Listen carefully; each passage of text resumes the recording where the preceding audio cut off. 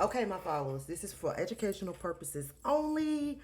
All right, so we're going to move over to documentation that you need when you have losses, right? All right, so a lot of documentation that you will need.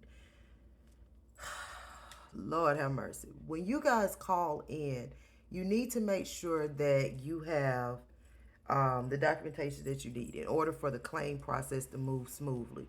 You're calling adjusters, you're asking when is my claim going to be approved, when is it going to be moved along. Well, we can't move along without your cooperation, right? So, any receipts.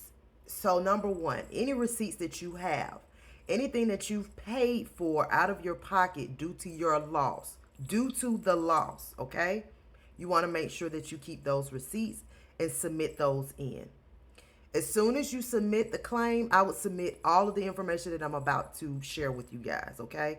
Don't wait, don't prolong it, because as soon as the adjuster gets the claim, when we get the claim, we're looking at all of the information that you sent over, okay? So that helps us out move the claim fairly quickly rather than waiting and I was just waiting for you to no, send it over then. When you put that claim in, start putting this documentation that I'm going to mention. Number one, the receipts. Anything that you purchase out of pocket due to your loss, okay? Cut and dry. You need to send in photos. You need to send in videos of the damages, right? Very important because you're going to have mitigation come in to clean up. Whether you had a fire loss, whether you had a water loss, whether you had hail, I don't care what kind of loss you had. You're going to get it repaired, whether the insurance pays for it or you don't, or they don't, right? So you want to make sure that you have videos and photos of that damage, because that's your proof. Like I explained to y'all, it's like being in a court of law. The burden's on you. So if you don't have no proof, the insurance is not going to pay for it, okay? Real easy. Then you also want to make sure that you document, and this is just best practice, because depending on if you get a good adjuster like myself, then you don't have to worry about it. But if you get an adjuster who doesn't like to answer emails, texts, phone calls, nothing, and they're ghosting you, then you want to make sure that you document the times and days or whatever that you're calling this particular adjuster or trying to email them or whatever.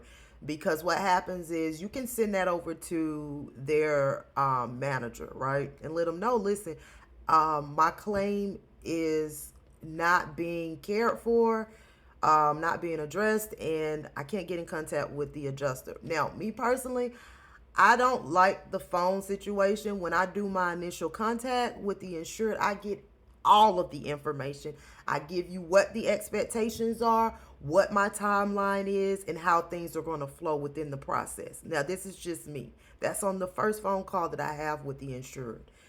Normally, just so I can move all of my claims pretty fairly and quickly, I communicate via email and text, right? Unless it's very important, then at that point, yeah, I give them a phone call or they call me. But I always let my insurers know, like, there's really no reason that we need to keep playing phone tag here, right? Text, my insurers love, right? Be aware, guys, most of us adjusters or most of us licensed adjusters, we normally get about 6 claims a day, which makes our load very, very huge. So like now I am sitting on about 30 claims, okay? And I'm still continuously getting 6 claims a day. So you have to be patient, but then also you have to make sure that your claim is being rotated within those claims, right? Because you want to hold us accountable as well. All right, so you want to have that. Like I explained to you guys about ALE, if you have a hotel or Airbnb that your adjuster approved and said, okay, it's okay, you can stay there, you want to make sure that you have receipts of your food.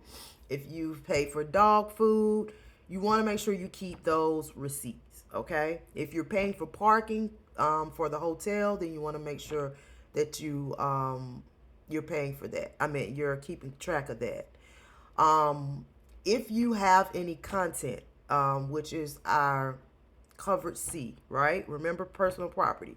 You want to make sure that you have, and this is what I suggest for you guys to have for the documentation for personal property. Get on a spreadsheet and write down, let's just say, your curtains were damaged due to the water. I don't know, the curtains. You want to make sure that you put curtains. I had 1 panel of curtains. Show the color, because you want to have photos of your damage, right? You can't just say, yeah, the curtains were damaged, but we don't see any damage in the photos. So you want to send that. But you also want to write that down in your spreadsheet. Quantity 1, curtains, yellow color, and then where you can find them at.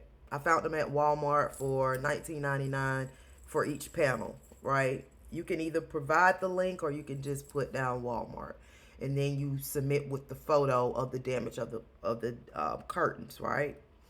That's for personal property. If you send in all this information, your claim should move very quickly.